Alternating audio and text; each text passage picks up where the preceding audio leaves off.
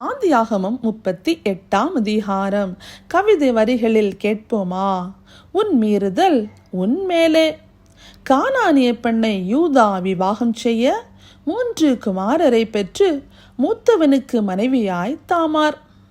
அவன் பொல்லாதவனாய் கர்த்தரும் அழிக்க மைத்துன சுதந்திரமாய் 2வது மகனுக்கு அவள் மனைவியாக தன் சந்ததியாயிராதென்று அவன் அறிந்து தன் வித்தை தரையிலே விழவிட்டு அவன் பொல்லாப்புக்கு கர்த்தரும் அழிக்க 3வது மகன் பெரியவனாக மட்டும் தாமார் தகப்பன் வீட்டுக்கு போயென அஞ்சியே யூதாவின் மனைவியும் மரிக்க அவன் துக்கமும் மாறவே ஆடுகளுக்கு மயக்க தெரிக்க செல்ல அறிந்த தாமார் முக்காடிட்டு வழியருகே வேசி என நினைத்து அவளிடம் யூதா அடைமானமாக முத்திரை மோதிரமும் ஆரமும் கைக்கோலும் கொடுத்து இப்போது தாமார் கர்ப்பவதி.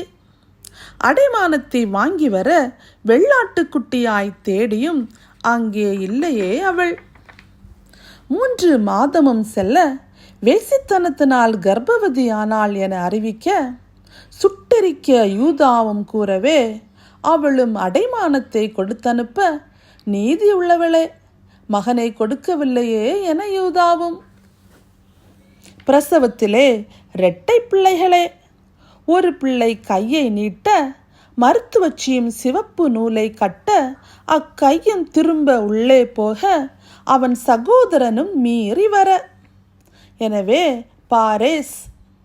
பின் சிவப்பு நூல் தம்பி வெளியே வர சேரா எனவும் பேராம். யூதா மீறுதலாய் கானானிய பெண்ணை அவன் குமாரர் பொல்லாப்பும் அழிவும். மருமகள் தாமாரும் மீறிட இதோ குழந்தைகளும் மீறினவே. கர்த்தரின் கற்பனைகளோ மகா விஸ்தாரம், அதை மீறவே சந்ததிக்கு சாபமாம். மீறுதல் உன்மேலும் உன் சந்ததி மேலும். கட்டளைக்கு கீழ்ப்படிய எல்லாம் அவருக்குள்ளாய் கிரமமாய்.